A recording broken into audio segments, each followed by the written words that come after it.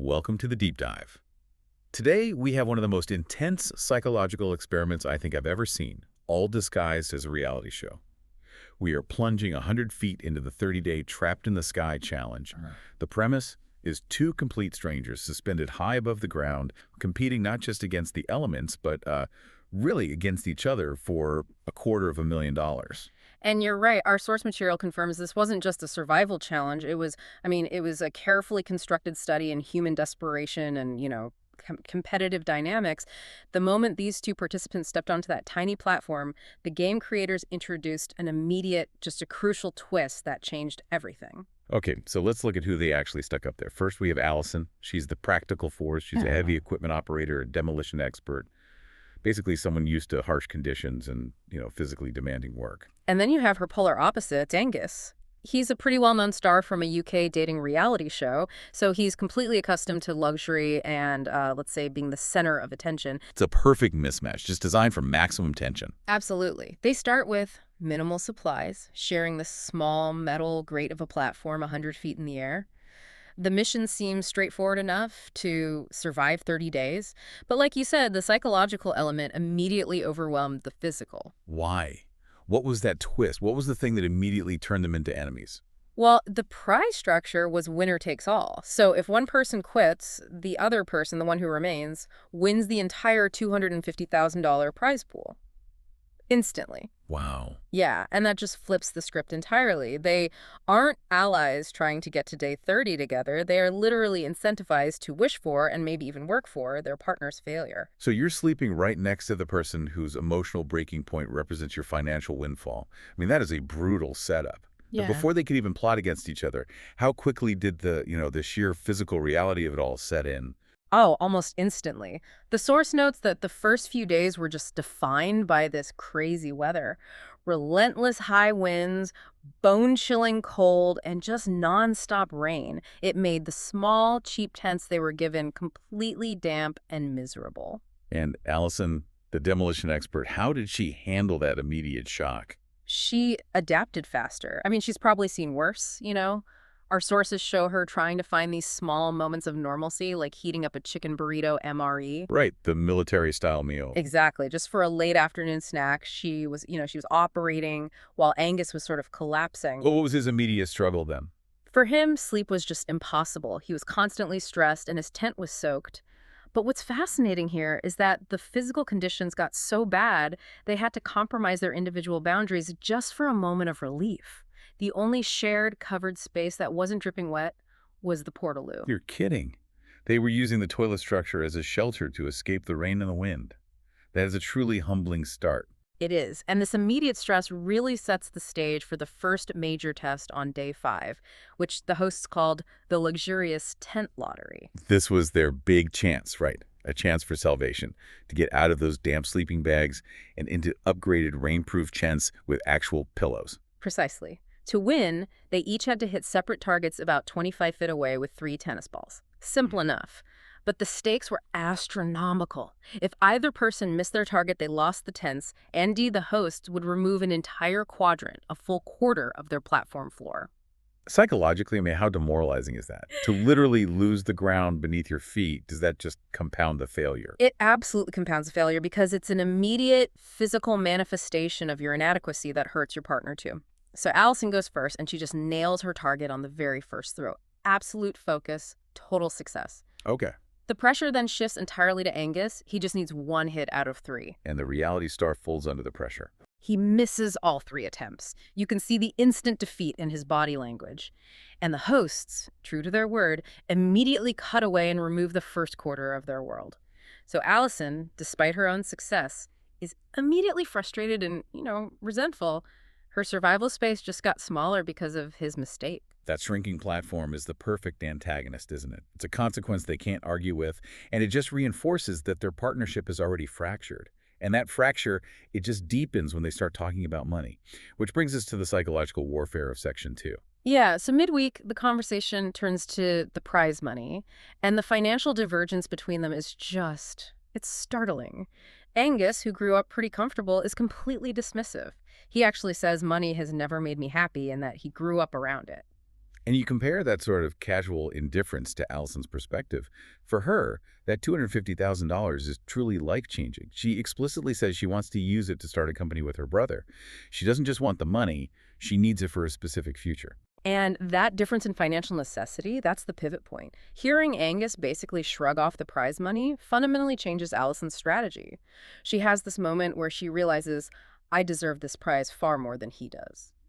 She resolves, in her own words, to be the first contestant in the show's history to successfully steal money from the other person by simply outlasting him. That's a huge shift. She's not just competing anymore, she's actively trying to enforce that winner-takes-all rule. And this competitive instinct, it proved necessary almost immediately thanks to Challenge 2 on day 10, the saw blade of vigilance. This challenge tested their ability to maintain focus under extreme fatigue. The prize was this infinitely better restaurant-quality food, a massive upgrade from the MREs. To save it, they had to constantly press a red button for 24 continuous hours. The button reset a timer on a giant saw blade that was slowly cutting the rope holding the food, if they failed. They lost the food, and I'm guessing another quarter of the platform. Another quarter of the platform, exactly. So 247 vigilance. Or lose more of their world. Allison wisely takes the day shift, gets some sleep, and trusts Angus with the crucial night shift. And he fails. He fails. Angus admits he was so exhausted and stressed that he lost consciousness or, at the very least, became distracted. He missed the timer. He only wakes up when he hears the blade actually sawing through the rope. Devastating. They lose the food, and the hosts remove the second quadrant. They're now left with only half the floor. At this point, Angus isn't just clumsy, he's an active threat to her survival and her prize money. Absolutely. The immediate fallout is a complete morale crisis for Angus. He's sleep-deprived, he's starving, and he's just feeling the guilt of costing them their space. He declares himself 90% sure he's going to quit. Which must have been terrifying for Allison. I mean, on the one hand, she wants him gone for the money, but on the other, she understood the deep psychological toll of total solitude. She actually worried about him leaving, noting that having someone to talk to, even an antagonistic presence, makes the time pass faster. Well, the game creators sensed his imminent collapse, and on day 13, they provided a temporary intervention, the blimp relief. A blimp flies over and delivers this massive box of Jack Link's beef sticks, original, teriyaki, turkey, and zero sugar flavors. And this small, simple act of kindness, this unexpected delivery of protein and flavor, it completely alters his mood. Angus, who was ready to walk away from $250,000, claims the beef sticks were the best thing I've had since I've been up here. It delays his exit, and he focuses on redemption. Which is perfect timing for the next massive challenge on day 15, the balance beam redemption. This was it. A 30-foot balance beam, suspended 100 feet in the air, successfully crossing it and returning would win back the lost tent and the better food. But the stakes were raised to this kind of existential degree. If the contestant falls, they are immediately eliminated from the competition. And just to rub salt in the wound, another quarter of the platform gets removed. So Angus, desperate to save his reputation after his two massive failures, he volunteers immediately. Allison is hesitant, but she agrees, trusting his desire for redemption. And the hosts deliver the final, cruel twist. As Angus steps up, they reveal that the beam is much, much thinner than it appeared from the platform. It was a visual trick, really, designed to maximize the risk. And despite his determination, he struggles. His legs are shaking visibly. He stumbles, loses his balance, and he falls, eliminated after 15 days. And just like that, Allison secures the initial $250,000 prize. The aftermath is just so harsh. Angus's tent is physically thrown off the side, and the third quadrant of the platform is removed. So Allison is left utterly alone, marooned on only one quarter of the original platform. Yeah. What does this even mean for the lone survivor? This is where the true deep dive into the psychology really begins. The agony of solitude sets in instantly. Our sources emphasize the profound quiet, the intense boredom, and the chilling cold that became her constant companions. The platform is so small now, every single movement is difficult. And she's still dealing with the leftover clutter, I imagine. Exactly. She needs space, so she actually throws off Angus's remaining red storage box just to gain a tiny bit of walking room. But the lack of human interaction quickly becomes her main battle. She gets so bored, so desperate for conversation, that she literally uses some of Angus's leftover gear to fashion a prop version of him. She calls him Cooler Angus. That's not just boredom. That's a serious coping mechanism to simulate interaction in the face of psychological fracture. It was a pure survival mechanism. She needed a sounding board, even an inanimate one. She was trying to externalize her stress. And the challenges don't pause for her mental health. Day 20 brings the new daily challenge, spikes and arrows. Tell me how this challenge works on that tiny remaining space. It's daily high-stakes archery. A balloon rises towards razor-sharp spikes positioned just above her head. Allison has to shoot an arrow and pop the balloon before it hits the spikes. If she misses, she loses one small panel of floor tile. Losing even one piece of floor at this stage is massive. Every square inch has to matter. She starts really strong, actually. She earns the nickname Robin Hood by hitting the first few immediately. But the mental fatigue is a constant factor because the timing of the balloons isn't random. The host deliberately timed them to rise when she was eating or sleeping or otherwise least prepared. It was a constant 24/7 vigil, the same awareness that Angus had failed to maintain. So she's trading physical space for constant mental vigilance. And eventually, the strain leads to a miss. She loses a piece of floor right next to her yellow supply box, making walking genuinely dangerous. The loss is significant enough that she starts comparing her failures to Angus's, feeling that profound pressure of being truly responsible for every single step she takes. The pressure cooker is reaching its absolute maximum. She's tired, isolated, losing floor space. She desperately needs a boost as we enter the final stretch, Section 5. And the show delivers the most absurd morale boost possible around day 25. A full Starbucks setup is delivered via crane, complete with a professional barista named Josiah. It offers this slice of normalcy, a genuine human interaction, and some much-needed caffeine. But the coffee comes with a twist that truly defines the endgame.